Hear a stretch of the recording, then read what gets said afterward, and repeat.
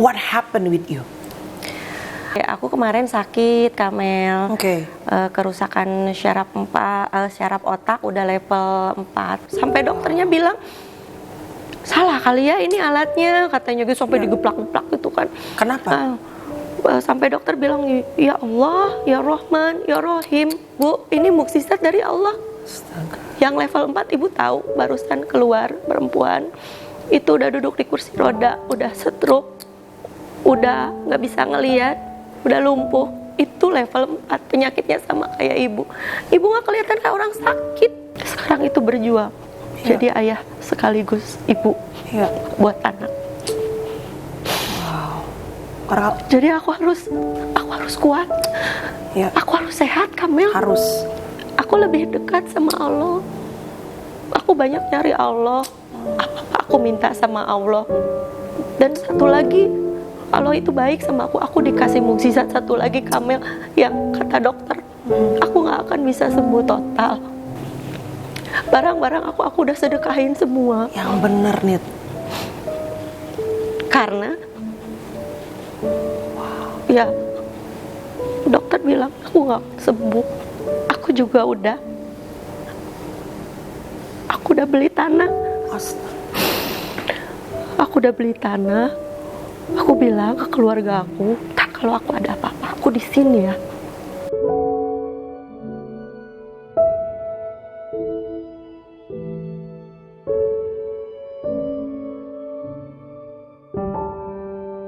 Hai guys, jumpa di vlog aku. Seneng banget hari ini akhirnya aku pengen ngucapin terima kasih untuk teman lama aku ini, teteh aku ini, yang akhirnya setelah sekian lama, kalau nggak salah sekitar setahun aku nggak ketemu sama beliau. Akhirnya puji Tuhan, alhamdulillah bisa ketemu lagi, diberikan nafas, diberikan umur, berjumpa kembali bersama dengan Nita Thalia. The Jello of Indonesia, baby. Oh, Masya Allah. Nita, ya Allah, apa kabar? Alhamdulillah, kabar baik berkat doa dari Kamil dan berkat doa dari semuanya. Bener. Jadi di beberapa program aku, kita sering lah ya bareng-bareng ya luar kota. Sering banget. Yes, ngelihat Nita tuh rambutnya, you know lah guys, kalau dia lagi perform kan gitu. And then out of sudden Nita Thalia tuh menghilang. She's just gone dalam arti ini nggak tahu kemana, di sosial media menghilang, di dunia pertelevisian, karena to be honest Nita sama gue tuh bukan yang usia muda lagi ya nih. Kita kan usia sudah mulai yang nggak senior banget, tapi ya udah cukup lah ya gitu. Di bawah kita kan banyak nih gitu. Tapi kamu tuh termasuk artis yang menurut aku 22 tahun berarti ya kamu udah 22 tahun berkarir, alhamdulillah. Berkarir dan masih kepake. Masih tawaran masih banyak. Nah, nggak mungkin banget dalam kurun waktu setahun ini kok Nita bisa hilang gitu tiba-tiba, nggak ada di mana-mana. So kalau boleh nih sharing sama fans-fans kamu, where have you been? Kamu tuh kemana aja and what happened with you? Aku istirahat dulu, Kamel, karena selama 1 tahun ini kan aku harus terapi gitu. Jadi aku kemarin sakit, Kamel. Kerusakan syaraf otak udah level 4, udah level terakhir gitu. Kerusakan syaraf otak sudah level akhir, level 4. Level 4. Berarti ini bukan penyakit yang main-main, ini penyakit yang cukup serius ya, Nit? Cukup serius karena kalau sudah pecah pembuluh darah ya bisa meninggal atau koma, atau resiko terkecilnya stroke. Blood pressure kamu berapa berarti? Tekanan darahnya tahu nggak? Berarti harus tinggi atau enggak juga? Enggak sih, kalau tekanan darah normal. Maksudnya enggak ada darah tinggi atau apa itu. Kalau stroke kan biasanya tinggi gitu ya kan? Enggak ada, alhamdulillah normal. Cuma memang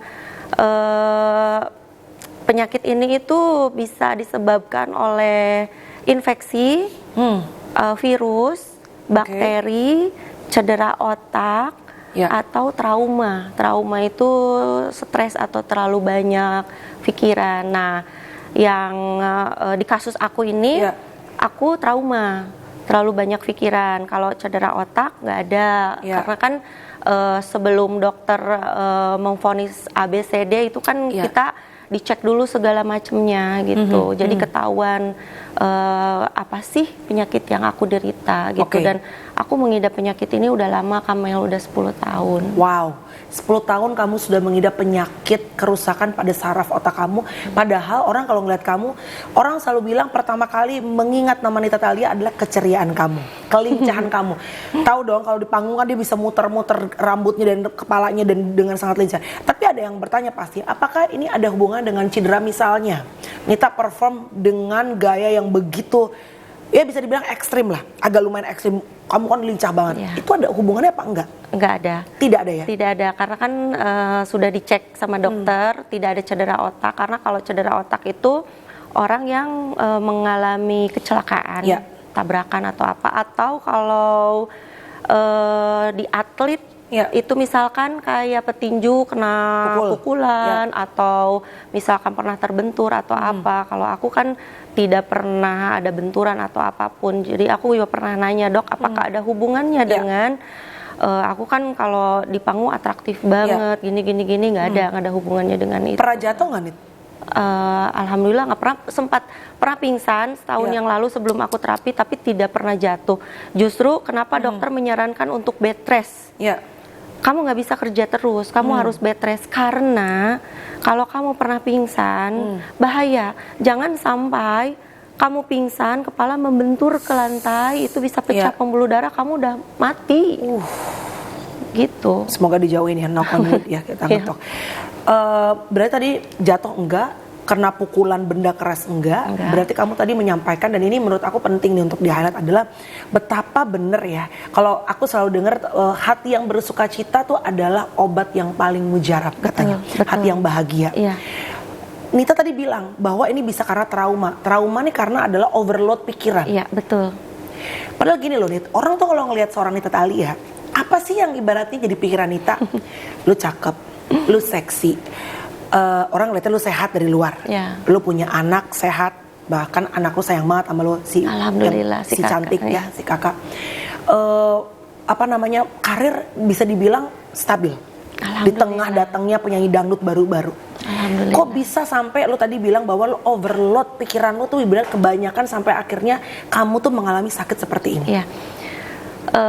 Ya bukan berarti aku tidak bersyukur sama Allah ya, Kamel. Aku sangat-sangat bersyukur sama Allah dengan apa yang aku punya gitu kan.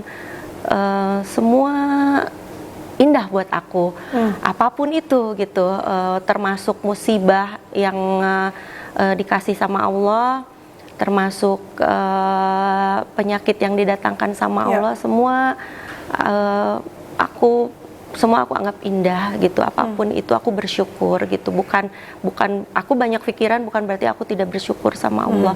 Cuman kan apa namanya, kejiwaan seseorang itu kadang kan turun naik, Kamel. Pasti.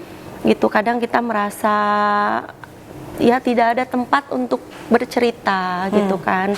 Aku kan tulang punggung keluarga, Kamel. Jadi aku menghidupi semua keluarga aku gitu. Jadi apapun masalah yang lagi menimpa mereka, aku selalu yang harus bisa menyelesaikan gitu. Jadi kalau misalkan masalah keluarga yang ini belum selesai, aku lagi mikir nih solusinya kayak gimana, datang lagi yang lain gitu kan. Yang ini belum selesai, datang lagi yang lain. Jadi akunya jadi nggak fokus gitu kan. Ini gimana cara nyelesain? Aku ini orangnya apa ya? Kalau masalah belum selesai itu terus dipikirin, Kamel. Oh, lo tuh orangnya apa-apa tuh kebawa pikiran ya? Kebawa pikiran gitu. Jadi gimana caranya nih harus cepet kelar nih masalah yang ini gitu. Kalau belum kelar, aku nggak tenang kayaknya gitu. Jadi penyakit yang aku derita ini masih ada kaitannya dengan kejiwaan kan gitu. Jadi mental aku emang sempat bener-bener drop banget. Sampai saat ini pun sebetulnya masih ngedrop. Aku jujur aja, untuk tampil di publik aja aku belum percaya diri 100%, Kamel. Aku masih butuh support dari teman-teman dekat. Aku masih butuh support dari keluarga gitu. Kenapa nih? Entah, aku juga nggak tahu, Kamel. Orang sepede kamu loh. Iya, aku percaya diri banget gitu. Tapi kalau di belakang panggung, ya aku ngerasa aku sendiri gitu. Jadi apa ya, aku juga nggak paham apa aku kenapa gitu ya. Ya. Wow. Jadi yang aku butuhin sekarang adalah Ya. Sorry. yang aku butuhin adalah support, Ya. doa, pelukan dari teman-teman dekat. Dan aku bersyukur banget Kamel, Ya. aku dikasih mukjizat sama Allah. Pertama, pas aku kemarin sebelum aku vakum itu, aku berobat ke dokter itu, dokter bilang aku sudah level 4 kan. Ya. Dan pada waktu yang bersamaan ada seorang perempuan juga yang datang berobat juga. Sebelum aku masuk dia yang duluan. Terus aku datang dengan centil aja gitu. Hai, dokter apa kabar? Gitu kan. Terus kata dokter, ibu sakit apa? Gitu kan. Sakit dok, saya sering sakit kepala. Nah, oh gitu. Ya udah, coba kita cek kayak gitu. Setelah dicek, segala macam dipasang, dicek, itu di grafik, komputer itu langsung kelihatan, langsung level 4. Sampai dokternya bilang, salah kali ya ini alatnya, katanya gitu, sampai digeplak-geplak gitu kan. Kenapa? Sampai dokter bilang, ya Allah, ya Rahman, ya Rahim, Bu, ini mukjizat dari Allah. Astaga. Yang level 4 ibu tahu, barusan keluar perempuan, itu udah duduk di kursi roda, udah stroke, udah nggak bisa ngelihat, udah lumpuh. Itu level 4 penyakitnya sama kayak ibu. Ibu nggak kelihatan kayak orang sakit.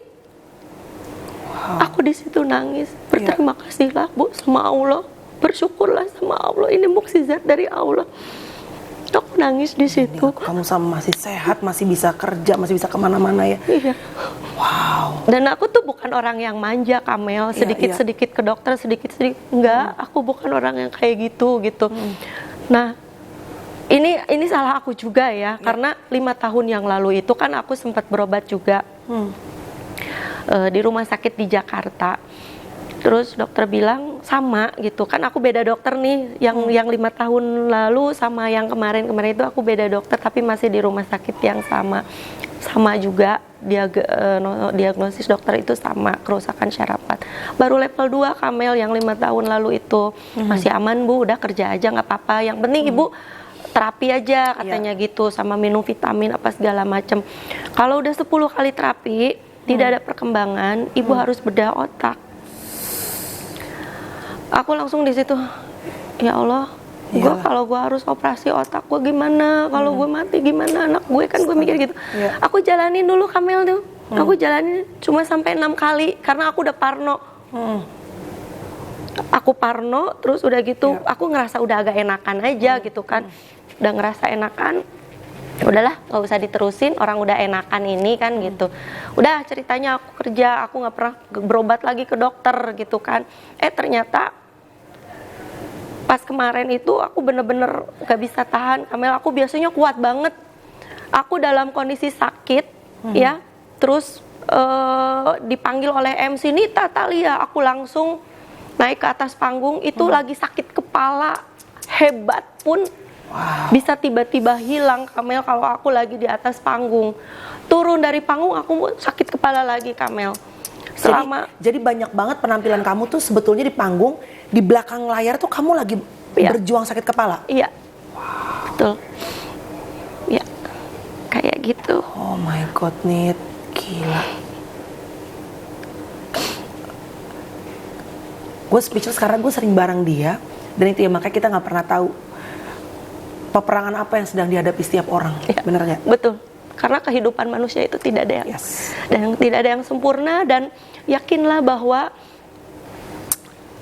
semua penyakit yang datang, entah ke siapa datangnya, kapan datangnya, penyakit apa, itu semua atas kehendak Allah. Mungkin Allah sedang menggugurkan dosa-dosa kita itu. Jadi aku selama 1 tahun ini, Kamel, alhamdulillah Allah ngasih, aku nganggap ini adalah teguran ya. Aku lebih dekat sama Allah. Aku banyak nyari Allah. Aku minta sama Allah. Dan satu lagi, Allah itu baik sama aku. Aku dikasih mukjizat satu lagi, Kamel, yang kata dokter, Aku nggak akan bisa sembuh total. Aku sembuh sekarang, Kamel. Aku udah bisa kerja lagi. Aku bersyukur, aku seneng, aku ngerasa nggak percaya aku bisa ketemu sama teman-teman aku. Barang-barang aku udah sedekahin semua. Yang bener nih. Karena ya dokter bilang aku nggak sembuh. Jadi semua baju-baju nyanyi, aksesori, sepatu, make up, semua aku udah sedekahin. Bahkan aset yang aku punya pun aku udah kasih ke anak semua.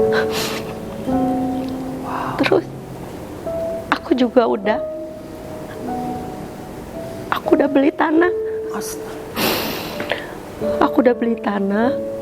Aku bilang ke keluarga aku, kalau aku ada apa-apa, aku di sini ya. Jadi separoh aku pengennya buat makam keluarga gitu. Separoh lagi aku wakafin buat masyarakat, buat makam umum. Kenapa kamu sampai itu dalam loh? Itu seorang performer kalau sudah ibaratnya barang-barang udah dijualin segala macam, berarti kamu mempersiapkan dirimu untuk level yang berbeda, bukan hanya dunia. Bukan dijual sih, disedekahin. Aku kasih semua ke penyanyi-penyanyi. Penyanyi-penyanyi pendatang baru gitu kan. Aku sedekahin semuanya. Makanya aku sempat nggak pede pas tampil di publik itu. Satu, karena berat badan aku naik 15 kilo. Dan karena pengobatan itu nih? Iya, karena aku tidak boleh diet. Aku banyak dikasih vitamin, otomatis kan nafsu makannya jadi bertambah gitu. Jadi dokter bilang, aku sampai sekarang pun aku belum boleh diet. Itu aku nggak pede banget gitu. Sementara Kamel tahu kan aku kayak gimana gitu kan. Secara tadinya gitar biola ya kan, dan lo sangat menjaga pola makan kan? Iya, sangat menjaga pola makan, penampilan, olahraga juga gitu. Di saat sakit aku nggak boleh ini, nggak boleh itu gitu kan. Aku belum siapnya itu karena wah ntar aku pasti dibully nih gitu kan. Satu itu, kedua gue ngerasa belum siap aja gitu. Gue ngerasa gue bukan Nita Thalia gitu, Kamel. Aku takut nggak bisa total menghibur orang kayak dulu gitu. Karena hatimu tuh pengen menghibur orang-orang yang suka sama kamu ya. Iya, karena ya itu kan memang tugas kita sebagai penghibur ya. Apalagi aku gitu kan. Aku tuh pengen di saat aku tampil tuh orang itu seneng ngelihatnya gitu, walaupun ya orang nggak tahu gitu. Sebisa mungkin aku sembunyiin apa yang aku rasain. Wow. Nit, you only have one daughter ya, cuma punya satu anak perempuan kan. Saat kita perempuan sakit, mungkin akan berat, tapi akan jauh lebih berat pada saat kita sakit dan kita ngeliat anak kita. Karena aku juga lagi menghadapi sesuatu, akan operasi juga dalam waktu dekat. Yang paling terberat adalah saat melihat anak-anak. Karena pastinya kita meminta sama Tuhan adalah diminta kalau boleh panjangkan umur kita untuk supaya menemani anak-anak. Bener nggak? Nggak ada yang lain ya, Nit? Nggak ada. Sehat, bisa mendampingi mereka, menemani mereka sampai kalau boleh mereka menikah, punya anak, kita masih ada. Kamu udah ngomong sama si kakak, anakmu? Aku ngomong sama anak, nah bunda itu sakit, bunda harus terapi di Singapura. Tapi aku nggak ngomong segala macem bahwa mungkin dia baru tahu sekarang ya di media mungkin. Aku nggak tega aja, Kamel, kalau cerita semua, walaupun memang tempat curhat aku sekarang adalah anak, tapi aku nggak berani kalau untuk urusan biarlah kesusahan ini aku yang tanggung sendiri. Anak aku harus bahagia, Kamel. Apalagi bunda mau ngomong apa ke kakak?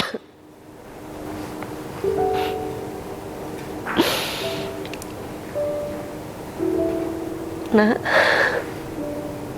bunda itu sayang banget sama kakak. Bunda bisa bertahan sampai sekarang itu karena kakak, karena dikasih kekuatan sama Allah, kasih kesabaran sama Allah, dikasih kesembuhan sama Allah.